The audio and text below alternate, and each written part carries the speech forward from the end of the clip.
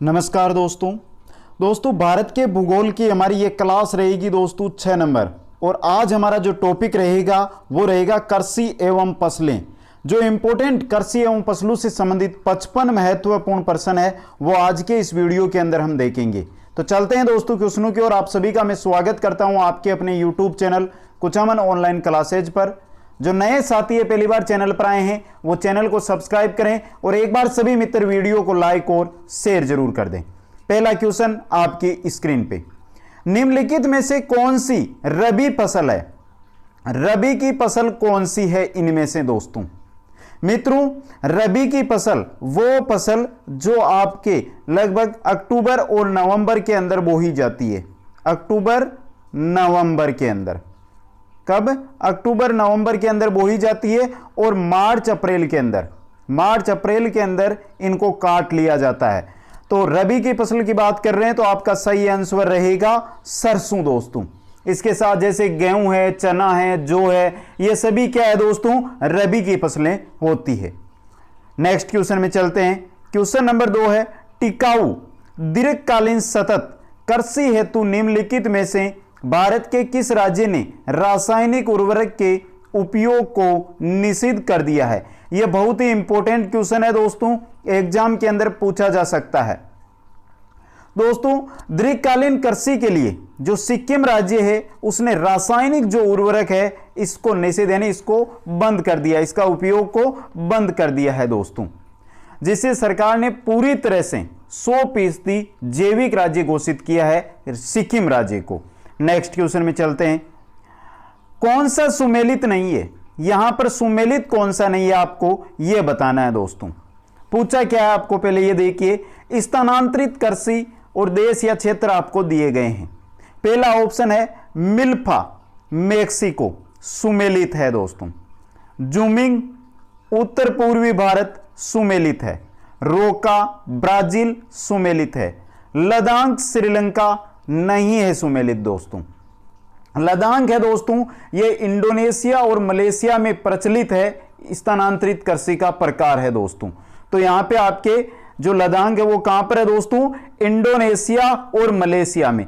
बात की जाती है श्रीलंका के अंदर कि कौन सी स्थानांतरित कृषि होती है, तो यहां पर श्रीलंका के अंदर चेना दोस्तों, चेना।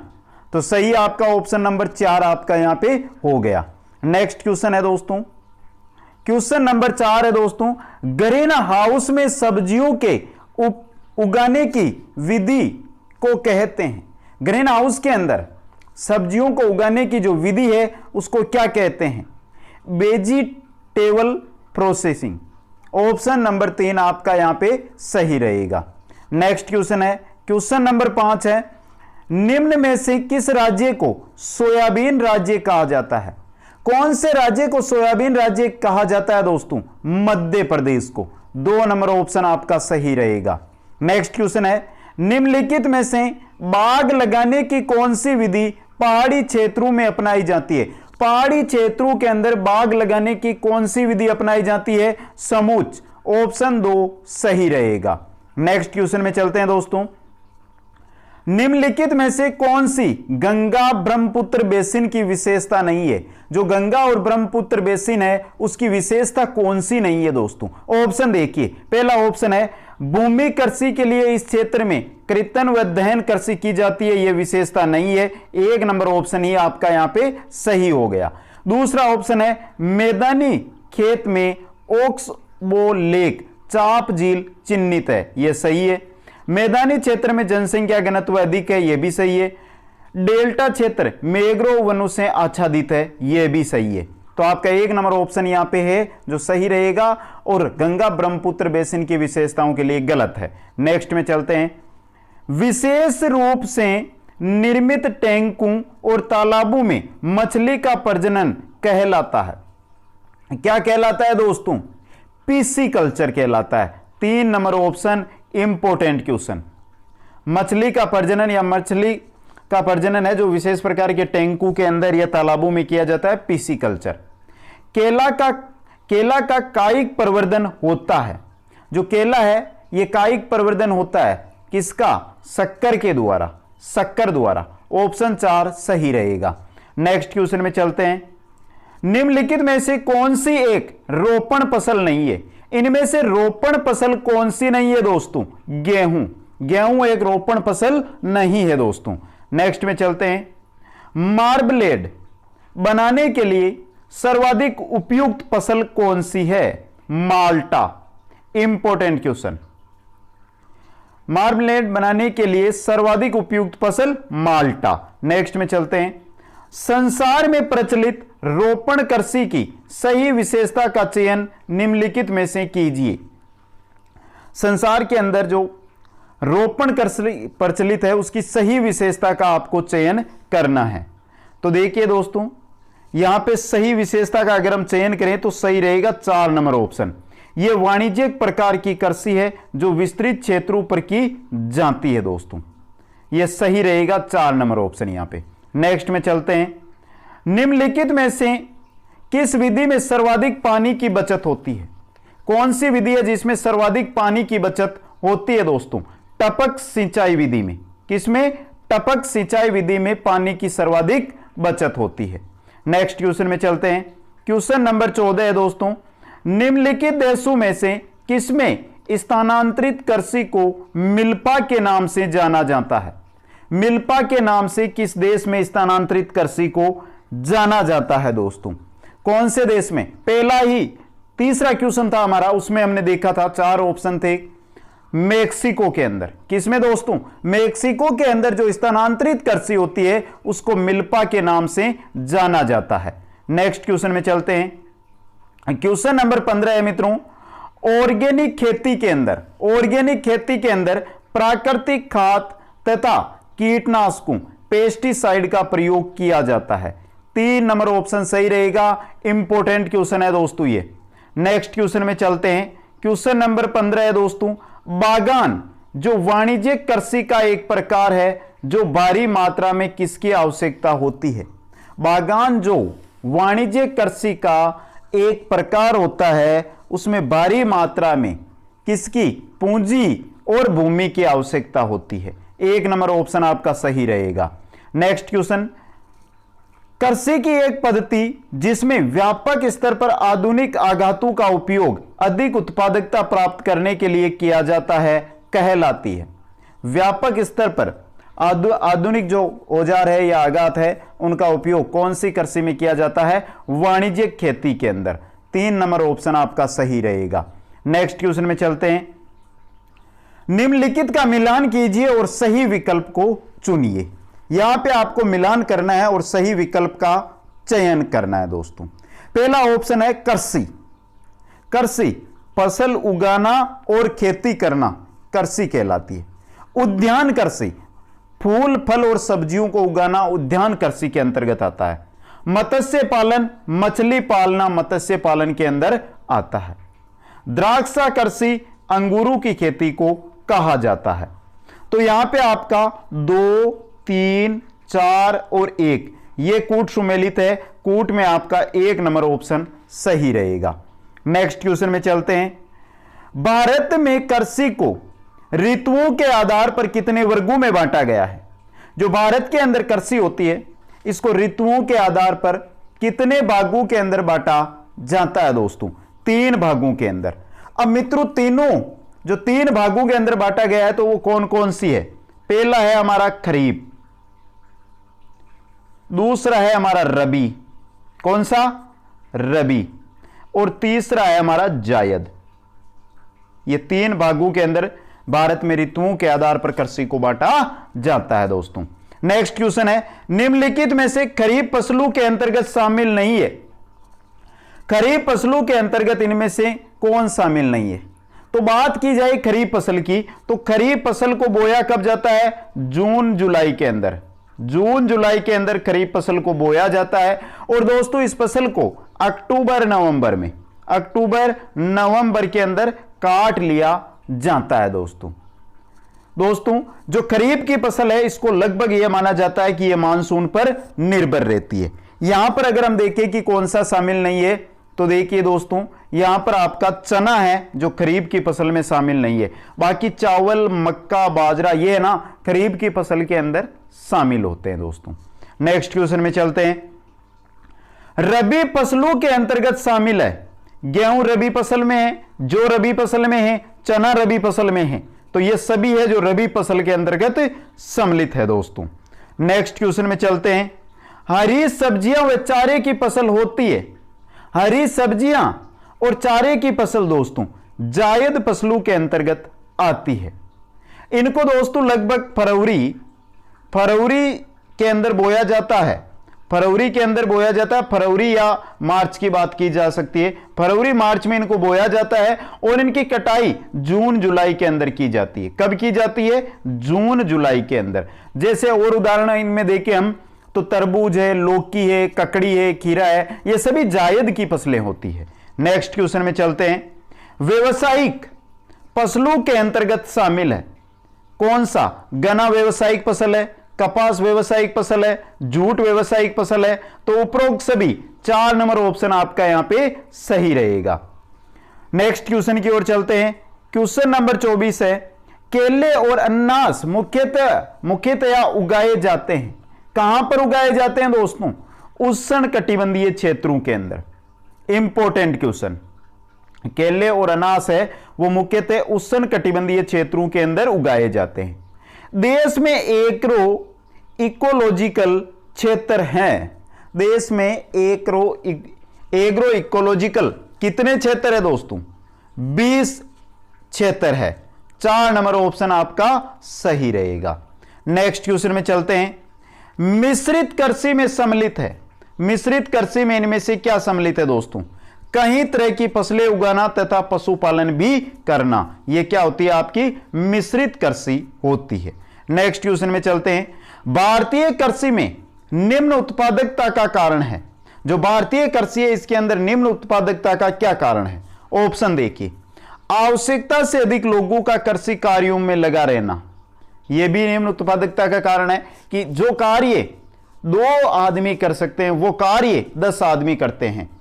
तो अपने आप एक तो 2 आदमी है जो उतना उत्पादन कर सकते हैं जबकि 10 कर रहे हैं, तो निम्न उत्पादन हो गया उनके लिए।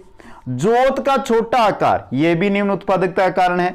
उत्पादन की पिछड़ी तकनीक, यह भी उत्पादन का जो निम्न उत्पादन है उत्पादकता का कारण है। तो 4 नंबर ऑप्शन उपयुक्त सभी आपका यहां पे सही रहेगा। नेक्स्ट क्वेश्चन में चलते हैं। क्वेश्चन नंबर 28 है। निम्नलिखित में से कौन सा भारतीय कृषि की निम्न उत्पादकता का कारण नहीं है? कौन सा कारण है जो भारतीय निम्न उत्पादकता का कारण नहीं है दोस्तों? जनसंख्या का दबाव तो है, प्रच्छन्न बेरोजगारी भी है, भूजोत का छोटा आकार भी है, लेकिन सहकारी कृषि यह निम्न उत्पादकता का कारण नहीं है दोस्तों। नेक्स्ट क्वेश्चन में चलते हैं। एगमार्क है। यह एगमार्क क्या होती है दोस्तों? गुणवत्ता गारंटी की मोहर को एगमार्क कहा जाता है दोस्तों। नेक्स्ट क्वेश्चन में चलते हैं। हरित क्रांति से अभिप्राय है। हरित क्रांति से क्या अभिप्राय है दोस्तों? Important question. हरित क्रांति उच्च उत्पादक वैरायटी प्रोग्राम। 2-3 नंबर ऑप्शन आपका यहां पे सही रहेगा दोस्तों। अब बात की जाती है कि हरित क्रांति है, इसका प्रारंभ कब हुआ? तो 1966-67 के लगभग इसका आरंभ माना जाता है दोस्तों। नेक्स्ट क्वेश्चन में चलते हैं। निम्नलिखित फसलों में से किसे हरित क्रांति का सर्वाधिक लाभ उत्पादन एवं उत्पादकता दोनों में हुआ दोस्तों? कौन सी फसल का? गेहूं का। 4 नंबर ऑप्शन आपका सही रहेगा। नेक्स्ट है। इंद्रधनुषीय क्रांति का संबंध है। इंद्रधनुषीय क्रांति का संबंध किसके साथ है? हरित क्रांति से, श्वेत क्रांति से, नीली क्रांति से, तीनों क्रांतियों से, उपरोक्त सभी से दोस्तों। नेक्स्ट क्वेश्चन में चलते हैं। गुलाबी क्रांति संबंधित है। गुलाबी क्रांति का संबंध दोस्तों प्याज उत्पादन से था। 4 नंबर ऑप्शन आपका यहां पे सही रहेगा। अब मित्रों यहां पे कुछ क्रांतियों के बारे में मैं आपको बता दूं जो इंपॉर्टेंट है। पहली काली क्रांति, बहुत बार आया हुआ क्वेश्चन है। काली क्रांति का संबंध किससे था दोस्तों? पेट्रोलियम जो उत्पाद है कच्चा तेल, उसके उत्पादन से था। बात की जाती है नीली क्रांति की, तो नीली जो क्रांति है इसका संबंध था मत्स्य उत्पादन से। हरित क्रांति की हमने बात कर ली जिसका संबंध था खाद्यान्न उत्पादन से। लाल क्रांति, इंपॉर्टेंट, लाल क्रांति का संबंध किससे है मित्रों? लाल क्रांति का मांस और टमाटर उत्पादन से। बात की जाए पीली क्रांति की, तो पीली जो क्रांति है मित्रों, इसका संबंध किससे है? तिलहन उत्पादन से। ये इंपॉर्टेंट क्रांति है दोस्तों। नेक्स्ट क्वेश्चन में चलते हैं। निम्नलिखित में से कौन सा एक भारत में नीली क्रांति से संबंधित है? नीली क्रांति से संबंधित है मत्स्य पालन दोस्तों। अभी अभी मैंने बताया था आपको, सही आपका रहेगा यहां पे ऑप्शन 3। नेक्स्ट क्वेश्चन है, निम्नलिखित में से किस समूह की फसलें नकदी है? नकदी फसलें कौन सी है दोस्तों? यहां पे कपास, गन्ना, केला नकदी फसलें हैं। ऑप्शन 3 आपका यहां पे सही रहेगा। नेक्स्ट क्वेश्चन में चलते हैं। क्वेश्चन नंबर 36 है दोस्तों, निम्नलिखित में से कौन सी एक खरीफ की फसल है? खरीफ की फसल कौन सी है? यहां पे खरीफ की फसल मसूर, अलसी, सोयाबीन या सरसों। बात किसकी कर रहे हैं दोस्तों? यहां पे हम खरीफ की फसल की बात कर रहे हैं। तो खरीफ की फसल की यहां पे हम बात करें तो आपका सही रहेगा दोस्तों सोयाबीन। ऑप्शन नंबर 4 दोस्तों। नेक्स्ट क्वेश्चन में नेक्स्ट यहां पे 4 दोस्तों इस साइड है, 3 इस साइड है, थोड़ा ध्यान से देख लेना। 4 इस साइड है तो 4 नंबर ऑप्शन सही रहेगा। नेक्स्ट है, खेती के अंतर्गत क्षेत्र के अनुसार भारत में सबसे अधिक महत्वपूर्ण खाद्य फसल कौन सी है? भारत में सबसे महत्वपूर्ण खाद्य फसल चावल है दोस्तों। 4 नंबर ऑप्शन आपका सही रहेगा। नेक्स्ट में चलते हैं। भारत में निम्नलिखित में से किस फसल के अंतर्गत सर्वाधिक क्षेत्रफल है? कौन सी फसल का सर्वाधिक क्षेत्रफल भारत के अंदर है? धान का। 4 नंबर ऑप्शन सही रहेगा। भारत के चावल के कटोरे क्षेत्र का नाम बताइए। भारत में चावल का कटोरा किसको कहा जाता है? किसको कहा जाता है दोस्तों? कृष्णा और गोदावरी डेल्टा क्षेत्र को भारत में चावल के कटोरे के नाम से जाना जाता है। नेक्स्ट क्वेश्चन है क्वेश्चन नंबर 40 दोस्तों, भारत में निम्नलिखित में से कौन सा राज्य चावल का सबसे बड़ा उत्पादक है? कौन सा राज्य है चावल का सबसे बड़ा उत्पादक? पश्चिम बंगाल। 3 नंबर ऑप्शन सही रहेगा। क्वेश्चन नंबर 41 है, देश का आधे से अधिक उत्पादित चावल जिन 4 राज्यों से प्राप्त होता है वे राज्य हैं। कौन से हैं दोस्तों? वो राज्य कौन कौन से हैं? 4 जहां से आधे से अधिक उत्पादित होता है चावल। पश्चिम बंगाल, उत्तर प्रदेश, पंजाब और आंध्र प्रदेश। 2 नंबर ऑप्शन आपका यहां पे सही रहेगा। नेक्स्ट क्वेश्चन में चलते हैं। निम्नलिखित में से कौन सी फसलें जायद की मुख्यतः सिंचित क्षेत्र में उगाई जाती है? जायद की फसलें हैं और जो सिंचित क्षेत्र के अंदर उगाई जाती है दोस्तों, मूंग और उड़द। ऑप्शन 2 आपका यहां पे सही रहेगा। नेक्स्ट क्वेश्चन में चलते हैं। क्वेश्चन नंबर 43, भारत का सबसे बड़ा कपास उत्पादक है। कपास उत्पादक राज्य कौन सा है दोस्तों? भारत का कौन सा राज्य है कपास उत्पादक? महाराष्ट्र। 1 नंबर ऑप्शन आपका सही रहेगा। कपास के रेशे प्राप्त होते हैं। कपास के जो रेशे होते हैं वो कहां से प्राप्त होते हैं? वो बीज से दोस्तों। 2 नंबर ऑप्शन आपका यहां पे सही रहेगा। नेक्स्ट क्वेश्चन में चलते हैं। क्वेश्चन नंबर 45 है, भारत के निम्न राज्यों में से किसे चीनी का कटोरा कहा जाता है? चीनी का कटोरा कौन से राज्य को कहते हैं दोस्तों? इंपॉर्टेंट क्वेश्चन है ये। उत्तर प्रदेश को। 1 नंबर ऑप्शन है जो आपका यहां पे क्या रहेगा? सही रहेगा। नेक्स्ट क्वेश्चन है, पीत क्रांति संबंधित है। पीत क्रांति किससे संबंधित है दोस्तों? या पीली क्रांति? तिलहन उत्पादन से। 2 नंबर ऑप्शन सही रहेगा। नेक्स्ट में चलते हैं। भारत में सोयाबीन का अग्रणी उत्पादक कौन सा राज्य है? बात किसकी कर रहे हैं मित्रों? यहां पर सोयाबीन की। सोयाबीन में अग्रणी राज्य है वो है आपका मध्य प्रदेश। नेक्स्ट क्वेश्चन है, निम्नलिखित में से भारत का कौन सा राज्य मूंगफली का सबसे बड़ा उत्पादक है? मूंगफली कौन से राज्य में सर्वाधिक उत्पन्न होती है दोस्तों? गुजरात के अंदर। 4 नंबर ऑप्शन आपका यहां पे सही रहेगा। नेक्स्ट क्वेश्चन है, भारत को 3/4 से अधिक कच्चा रेशम प्राप्त होता है। 3/4 से अधिक है जो कच्चा रेशम है दोस्तों, वो आंध्र प्रदेश और कर्नाटक राज्य से प्राप्त होता है। इंपॉर्टेंट क्वेश्चन है ये भी। नेक्स्ट क्वेश्चन में चलते हैं। क्वेश्चन नंबर 50 है, भारत में निम्नलिखित में से कौन सा राज्य देश का 70% से अधिक कॉफी अकेले पैदा करता है? 70% से अधिक कॉफी एक राज्य पैदा करता है, और वो राज्य कौन सा है दोस्तों? आपका कर्नाटक राज्य है। 4 नंबर ऑप्शन सही रहेगा यहां पर भी। नेक्स्ट क्वेश्चन में चलते हैं। 51 नंबर क्वेश्चन है, कौन सी नकदी फसल से अधिकतम विदेशी मुद्रा निर्यात से प्राप्त होती है? कौन सी नकदी फसल है जिसको निर्यात अगर करते हैं तो सर्वाधिक जो विदेशी मुद्रा है वो हमें प्राप्त होती है? चाय से दोस्तों। 4 नंबर ऑप्शन सही रहेगा। नेक्स्ट क्वेश्चन है, एक ऐसे क्षेत्र में जहां वार्षिक वर्षा 200 सेमी से अधिक होती है और ढलान पहाड़ी स्थल है, वहां पर किसकी खेती अभिष्ट होगी? किसकी खेती अभिष्ट होगी दोस्तों? वहां पर चाय की खेती। 3 नंबर ऑप्शन इंपॉर्टेंट क्वेश्चन दोस्तों। भारत का सबसे बड़ा रबर उत्पादक राज्य है। भारत में सबसे अधिक रबर कौन से राज्य से मिलता है दोस्तों? केरल राज्य से। 3 नंबर ऑप्शन है जो आपका यहां पे सही रहेगा। नेक्स्ट क्वेश्चन में चलते हैं। भारत के किस राज्य में कहवा, रबर तथा तंबाकू सभी की कृषि की जाती है? कहवा, रबर और तंबाकू की कृषि भारत में किस राज्य में की जाती है? कर्नाटक राज्य के अंदर। 1 नंबर ऑप्शन सही रहेगा और इंपॉर्टेंट क्वेश्चन है ये भी। नेक्स्ट क्वेश्चन में चलते हैं। भारत में बागवानी कृषि के अंतर्गत उगाई जाने वाली मुख्य फसलें हैं या मुख्य संशय है, कौन सी है दोस्तों? बागवानी की बात हो रही है यहां पे। तो बागवानी के अंदर चाय, रबर, नारियल, कहवा, यह है दोस्तों जो बागवानी के अंदर उगाई जाती है। इनके साथ दोस्तों जैसे नारियल है, ताड़ है, सुपारी है, काजू है, कॉफी है, ये सभी बागवानी कृषि के अंतर्गत उगाई जाती है। नेक्स्ट क्वेश्चन में चलते हैं। क्वेश्चन नंबर 56 है, भारत में नारियल का सबसे बड़ा उत्पादक राज्य है। नारियल किस राज्य से? केरल राज्य से।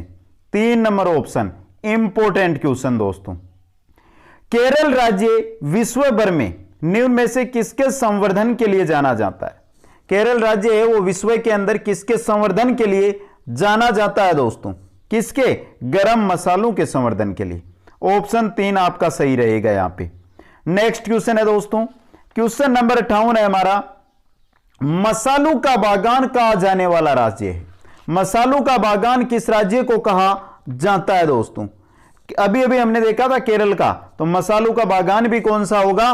केरल होगा दोस्तों। नेक्स्ट क्वेश्चन में चलते हैं। लौंग प्राप्त होता है किससे? लौंग है वो पौधे के किस भाग से प्राप्त होता है? पुष्प कली से। 4 नंबर ऑप्शन सही है। जूम किसे कहते हैं? जूम है ये किसको कहा जाता है दोस्तों? जूम खेती की एक पद्धति होती है जिसको क्या कहा जाता है? जूम कहा जाता है। और जूम एक स्थानांतरित कृषि होती है दोस्तों। तो मित्रों, आज कृषि एवं फसलों से संबंधित 60 क्वेश्चन इस वीडियो के अंदर आपने देखे। कैसे लगे ये क्वेश्चन कमेंट जरूर करें। वीडियो को लाइक, शेयर और जो नए साथी है चैनल को जरूर सब्सक्राइब करें। आप सभी को बहुत बहुत धन्यवाद। जय हिंद, जय भारत।